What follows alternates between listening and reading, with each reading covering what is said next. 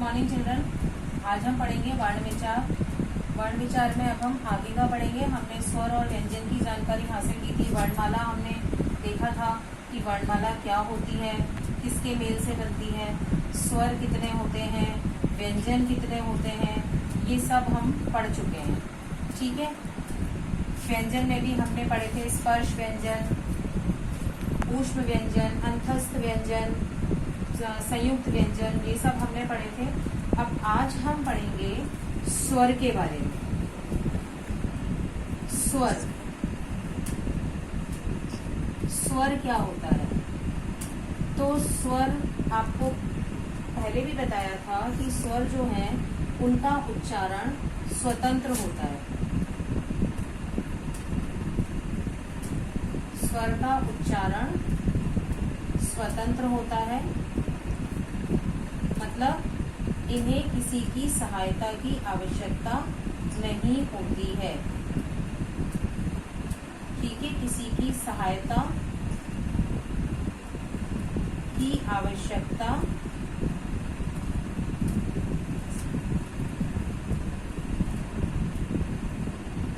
नहीं होती है। हमने पढ़ा था कि व्यंजन जो है उनमें स्वरों की मात्राएं लगाई जाती हैं, लेकिन स्वरों के साथ ऐसा नहीं होता क्योंकि ये अपने आप में स्वतंत्र होते हैं। तो अब हम इनके प्रकार पढ़ेंगे कि स्वरों के कितने प्रकार हैं या स्वरों को कितने भागों में बांटा गया है। तो इसमें हम देखेंगे स्वर के 3 प्रकार होते हैं या इन्हें 3 भागों में बांटा गया है। फर्स्ट रहता है ह्रस्व, सेकंड है दीर्घ और थर्ड है आपका प्लुत।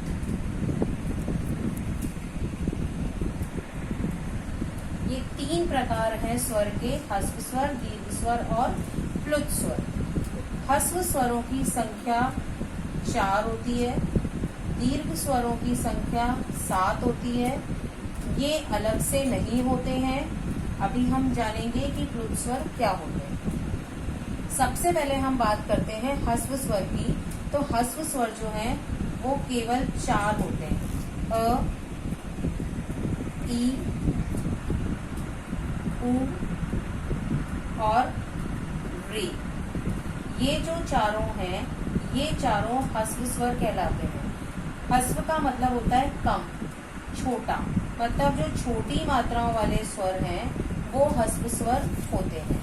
ठीक है, इनकी मात्राएं छोटी होती हैं। और दूसरी चीज, जिनको बोलने में कम समय लगता है वो ह्रस्व स्वर होते हैं। अब अगर हम बात करें दीर्घ की, तो दीर्घ का अर्थ होता है बड़ा, यानी जिन स्वरों को बोलने में ह्रस्व स्वर से दुगना समय लगता है, यानी इनको बोलने में दुगना समय लगता है, तो ये कहलाते हैं हमारे दीर्घ स्वर। ठीक है, ये 7 होते हैं। कौन कौन से होते हैं? जो बड़ी मात्राओं वाले स्वर हैं वो सारे दीर्घ स्वर होते हैं। आ, ई, उ, ए,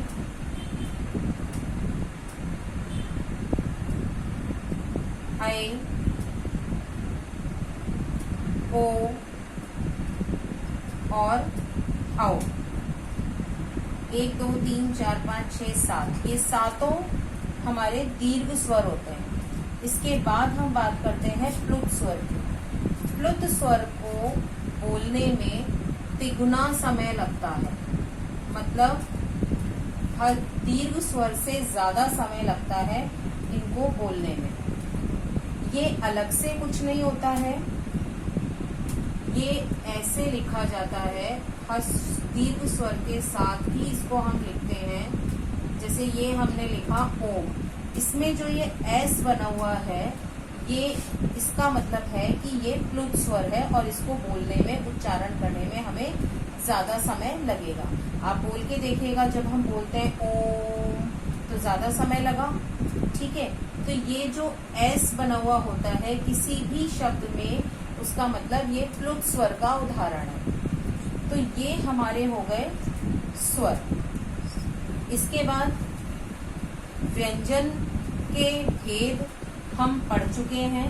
एक बार आपको मैं रिवाइज करवा देती हूँ। व्यंजन के भेद हम दोहरान कर लेते हैं कि व्यंजन जो हैं उनके कौन कौन से भेद होते हैं। हमने पहले पढ़े थे स्पर्श व्यंजन,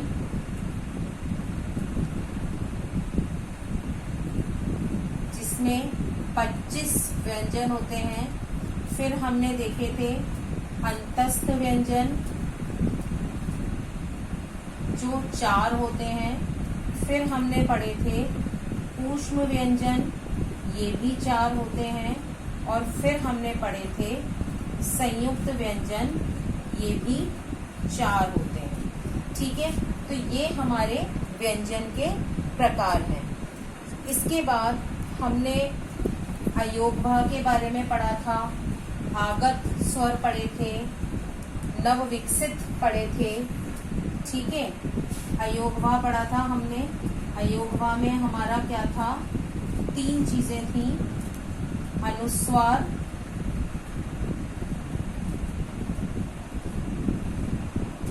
अनुनासिक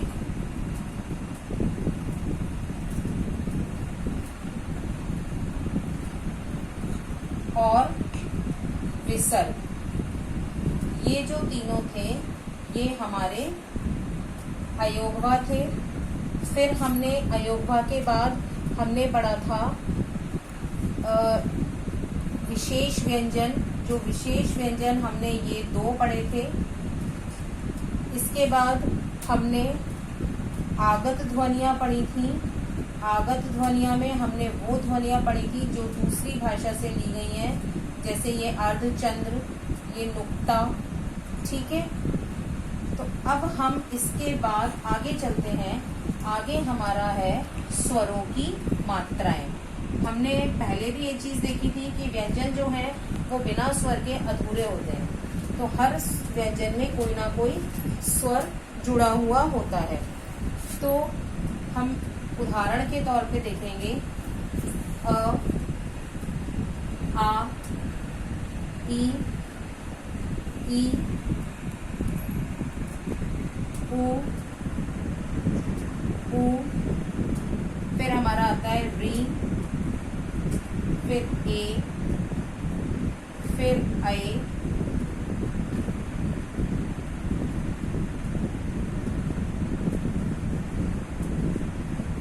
फिर आता है हमारा ओ और औ। ये 11 स्वर हो गए हमारे। अब इनकी मात्राएं क्या होती हैं वो हम देखेंगे। तो इनकी जो मात्राएं होती हैं हम क वर्ण में लगाएंगे। क क्योंकि हलंत है, इसमें ये अ लग करके ये क्या बन जाएगा, पूरा बन जाएगा, हलंत हट जाएगा।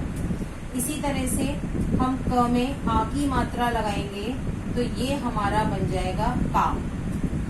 अब ई की मात्रा लगाएंगे तो ये हमारा बन जाएगा की। इसी प्रकार हम इसमें बड़ी ई की मात्रा लगाएंगे, दीर्घ ई की मात्रा लगाएंगे तो ये हमारा बन जाएगा की। फिर ऊ की मात्रा लगाएंगे इसमें तो ये हमारा बन जाएगा को। फिर बड़े ऊ की, दीर्घ ऊ की मात्रा लगाएंगे तो ये हमारा बन जाएगा पू। री की मात्रा लगाएंगे तो ये बनेगा क्री। ए की मात्रा लगाएंगे तो ये बनेगा के। ऐ की मात्रा अगर हम लगाते हैं तो ये हमारा बनता है कै। इसी प्रकार ओ की मात्रा हम लगाएंगे तो ये हमारा बनेगा को। औ की मात्रा अगर हम लगाते हैं तो ये हमारा बन जाएगा कौ। ठीक है, समझ में आ गया ये सबको। ये हमारी स्वरों की मात्राएं हो गई। अब स्वरों की मात्राओं के बाद में हम देखेंगे एक व्यंजन ऐसा होता है जिसकी मात्रा लगाई जाती है। हमने क्या पढ़ा था कि व्यंजन में स्वरों की मात्राएं लगती हैं, लेकिन इसके विपरीत एक व्यंजन ऐसा होता है जिसका हम प्रयोग मात्रा के रूप में करते हैं, और वो व्यंजन हमारा है र। तो अब हम इस र के अलग अलग रूप देखेंगे कि इसका प्रयोग कहाँ कैसे होता है। सबसे पहले तो इसका प्रयोग मूल रूप में होता है। मूल रूप में जो होता है उसमें ऐसे होता है, जैसे रानी, ये र मूल रूप है। फिर दूसरा होता है इसमें इसका प्रयोग मात्रा के रूप में होता है। आपने देखा होगा ये जो मात्रा लगती है र की ऊपर, ठीक है, इस तरह से प्रयोग होता है। तो इस तरह से प्रयोग कब होता है, एक उदाहरण लेकर हम समझेंगे। स्पर्श, ठीक है, जब र स्वर रहित होता है, यहाँ पर इस र में कोई स्वर जुड़ा हुआ नहीं है। अगर हम इसका वर्ण विच्छेद करें, इसके वर्णों को हम अलग अलग करें, तो ये बनेगा स, अ, श, और र, ये ऐसे बनेगा। तो यहाँ पर इस र में कोई भी स्वर नहीं है, इसीलिए स्वर न होने की अवस्था में ये जो र है इसकी मात्रा इससे पहले वाला जो भी वर्ण है उस वर्ण के ऊपर की तरफ आती है। ये ध्यान रखेंगे। पहला हमने करा मूल रूप में प्रयोग, दूसरा हम मात्रा के रूप में प्रयोग कर रहे हैं इसका। तो मात्रा के रूप में जो हम प्रयोग कर रहे हैं उसमें क्या होता है, ये वाली मात्रा कहाँ लगती है, जहाँ पर र जो है उसमें कोई स्वर मिला हुआ नहीं होता है, और कोई स्वर न मिलने पर वो मात्रा के रूप में उससे पहले जो भी वर्ण आता है, जो भी व्यंजन आता है, उस व्यंजन के ऊपर लग जाता है। तो ये तो हमारा हो गया एक र की मात्रा, इसको हम बोलते हैं रेफ। ये जो इस तरह की मात्रा होती है ये कहलाता है रेफ, ठीक है। रेफ का मतलब स्वर रहित। अब हम दूसरा देखेंगे, ये तो रेफ हो गया, मूल रूप हो गया, रेफ हो गया। थर्ड हम एग्जाम्पल देखते हैं, उदाहरण देखते हैं। एक प्राण, इसको हम ऐसे भी लिखते हैं। तो ये जो र की मात्रा है इसमें लगी हुई, ये मात्रा जो है ये कैसे आती है, ये ऐसे आती है कि जब र से पहले वाला जो व्यंजन है वो स्वर रहित होता है। अब र से पहले वाले व्यंजन को हम देखेंगे, उसके लिए हम क्या करेंगे, इसका वर्ण विच्छेद करेंगे। प प्लस र प्लस आ प्लस र प्लस अ। इसमें क्या हुआ कि ये जो प है, ये व्यंजन है प, इस व्यंजन में स्वर नहीं है। देखो हमने इसके बाद स्वर नहीं लिखा है, ठीक है। तो इस व्यंजन में स्वर नहीं है, ऐसी अवस्था में र की जो मात्रा है वो इससे पहले वाले व्यंजन पर नीचे की ओर लग जाती है। समझ में आया? मतलब ये ऐसे लग जाएगी, इसको हम ऐसे भी लिखते हैं, ठीक है। फिर इसके बाद र की एक और मात्रा होती है जो नीचे की तरफ लगती है वी शेप में, वो ऐसे लगती है। ये कहाँ लगती है, हमने लिखा राष्ट्र। ये ट में जो ये लगा है ये र की मात्रा है। तो ये मात्रा कहाँ लगती है, जो व्यंजन नीचे से गोल होते हैं। देखो ये ट नीचे से गोल है, ह नीचे से गोल है, ट नीचे से गोल है, ठीक है। तो इस तरह के जो व्यंजन होते हैं जो नीचे से गोल होते हैं, गोलाई लिए हुए होते हैं ऐसे, उनमें नीचे र की मात्रा लगती है। जैसे राष्ट्र, ठीक है। ड्रम हम लिखते हैं ना, ड्रम। तो जो नीचे से गोलाई लिए हुए व्यंजन होते हैं उनमें र की मात्रा नीचे की ओर लगती है। तो अब हमने जो र की मात्रा देखी, र के जो भिन्न भिन्न रूप देखे, वो कौन कौन से हैं। एक तो मूल रूप, मूल रूप में ये आ गया।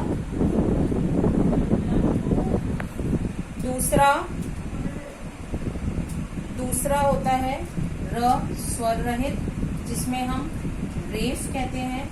इसमें जो मात्रा है वो ऊपर ऐसे लगती है, तीसरा जो हमने देखा उसमें क्या देखा हमने कि र से पहले वाला व्यंजन जब स्वर रहित होता है तो र की जो मात्रा है वो नीचे लगती है। और चौथा हमने देखा कि जो वर्ण नीचे से गोल होते हैं उनमें र की मात्रा ऐसे लगती है। तो इस प्रकार हमने र के 4 रूप देखे कि र की मात्राएं जो है वो किस तरह से लगती है। ठीक है, अब इसके बाद हमारा जो ये वाला चैप्टर था वर्ण विचार वाला, इसमें अब हम नेक्स्ट पढ़ेंगे एक र की मात्रा में ही एक और टॉपिक हम पढ़ेंगे जिसमें है श के साथ र का जुड़ना। ये 4 तो हमने देखे, इसके अलावा एक हमारा है श के साथ र का जुड़ना। तो जब श और र आपस में जुड़ते हैं तो वो श्र बन जाता है। हमने पढ़ा था संयुक्त व्यंजन में, हमने पढ़ा था कि श में र जुड़ने पर श्र बन जाता है। तो इसको हम संयुक्त व्यंजन में भी ले सकते हैं और इसमें भी ले सकते हैं क्योंकि यहाँ भी र मात्रा के रूप में काम में आ रहा है। अब इसके बाद हम वर्ण विच्छेद पढ़ेंगे। वर्ण विच्छेद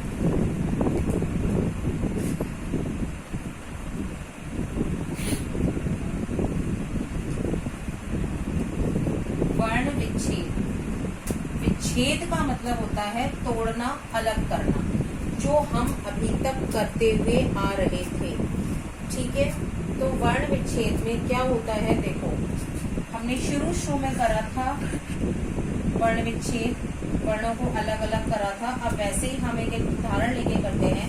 पत्र है, पत्र के सभी वर्णों को हमें अलग अलग करके लिखना है। प त, अब ये त्र संयुक्त वर्ण है तो ये भी अलग अलग होगा। त प्लस र प्लस अ, ये हो गया हमारा पत्र। तो ये जो प्रक्रिया है वर्णों को अलग अलग करना, ये कहलाती है वर्ण विच्छेद। मतलब वर्णों को अलग करने की प्रक्रिया वर्ण विच्छेद कहलाती है, वर्णों को तोड़ना कहलाती है।